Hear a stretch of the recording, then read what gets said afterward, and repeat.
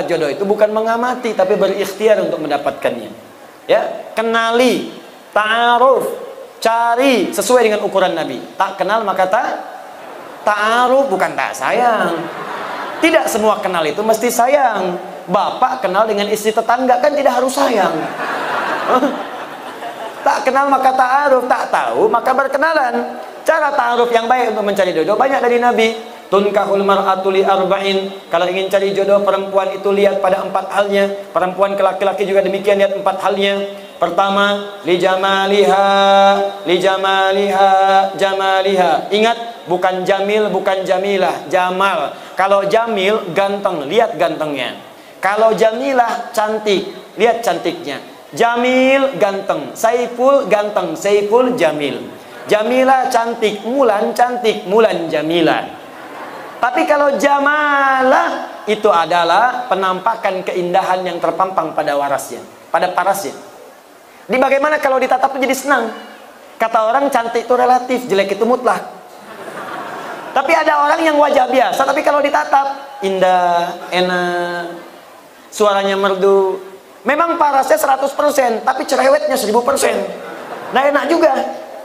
Coba Sayyidah Khadijah, istri Nabi, dengan Sayyidah Zainab binti Jahsy, cantik mana di antara itu? Bagus. Kalau tahu saya akan tanya, sudah pernah lihat? Kata orang, cantik paras itu Sayyidah Zainab. Mata kalau melihat tak berkedip, wajah tak berpaling. Tapi yang disebut dalam mimpi Nabi Sayyidah Khadijah. Lihat Al-Bukhari, kitab Bad'ul Wahyi, nomor hadis yang ke-4 sampai 5, dari kanan sebelah bawah sampai kiri atas. Nabi pernah turun dari Gua Hira, belum ada wahyu setelah periode Iqra. Di tengah jalan siang-siang tiba-tiba ada suara, Muhammad, Muhammad, Muhammad. Tengok kanan kiri kosong, depan belakang tak ada orang. Tengok atas ada sosok seperti duduk bainas sama'i wal ardi memanggil Muhammad, Muhammad. Bapaklah keluar dari dangung-dangung ini. Siang-siang kosong tak ada orang.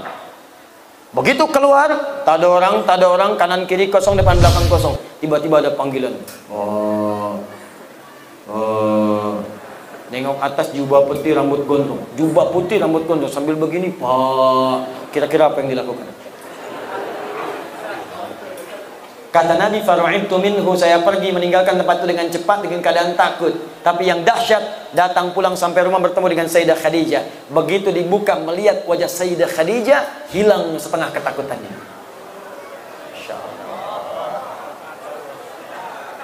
Jika dia ditatap, maka damai hatimu, kata Nabi.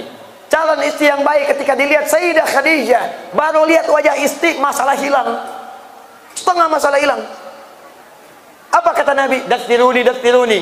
Di riwayat lain, zammiluni, zammiluni. Selimuti saya, selimuti saya. Saya khawatir. Dibawa, digandeng, masuk ke kamar, diselimuti. Keluar kalimat yang indah. Zaujil karim, makna. Sayang, engkau itu orang baik. Engkau menyambung silaturahim. Engkau senang memberi. Engkau orang baik dalam kehidupan. Engkau tak punya musuh. Tanamkan dalam jiwamu yang paling dalam. Aku akan bersamamu dalam suka dan duka. Seketika hilang masalahnya, turun malaikat yang tadi membawa surah Al-Mudaththir, surah ke-74. Ya ayyuhal mudaththir, qum fa'anzir. Itu asbabun nuzulnya tadi. Jadi sekarang bagaimana caranya? Masya Allah, Bu, pulang ke rumah, pastikan suami lihat ibu, hilang masalah. Pulang dari kantor, pulang dari pasar, ada masalah di pasar, nyampe rumah, assalamualaikum, waalaikumsalam, dengan suara istri, alhamdulillah tenang. Begitu dibuka, tambah masalah. Nah, ini pertama lah. Ya. Kedua, nasabiyah, lihat dari mana dia berasal supaya tidak menimbulkan fitnah. Cari ukurannya. Ketiga, kemudian apa yang terjadi? Kata Nabi, lihat juga lima liha. Ada yang menafsirkan adalah kekayaan hartanya. Tapi saya cenderung kepada penafsiran kemampuan dia mengelola harta suaminya. Awas, kadang banyak yang salah tafsir. Oh, kalau yang kaya saya cari aja janda kaya, saya nikahin kaya saya. Tidak. Saya cari aja anak orang kaya, saya nikahin jadi kaya. Tidak. Kata para ulama hadis sebagian, makna di sini adalah kemampuan dia mengelola harta suami. Jangan sampai pendapatan Anda 5 juta, tapi zakat molnya dia 10 juta. Stres Anda. Untuk salonnya saja sudah 7 juta, capek. Yang terakhir, yang keempat, lidiniha, ketaatannya kepada Allah. Ya, fadfar bidzatid dini taribat yadak. Kalau ada yang keempat ini yang paling dahsyat. Karena itu Bu, Pak, maaf ya.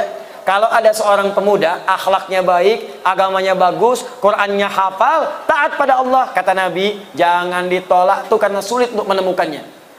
Jangan dihilangkan peluangnya, cepat. Sekarang sedang marak di Indonesia, Jakarta, Bekasi sekitarannya. Mahar untuk menikah, sekarang rata-rata hafal berapa juz.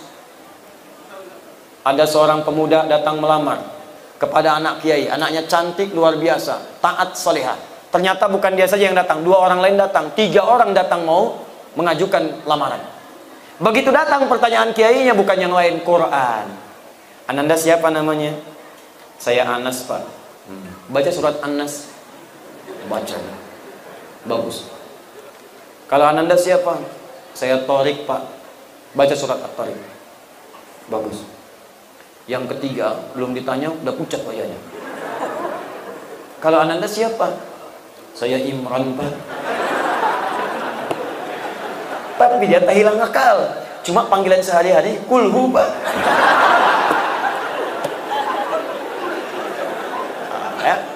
Nah, coba carilah yang seperti itu, yang ikhwan juga demikian, coba ta'aruf yang baik. Kalau sudah jangan lama-lama, ya. Lamar dengan baik, doa malamnya istikharah, nampak dia besoknya lamar.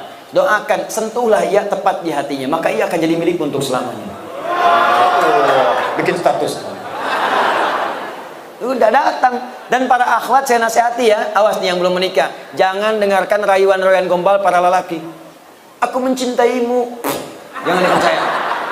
Katakan padanya, buktikan cintamu dengan menuliskan namaku di buku nikah kita. Catat.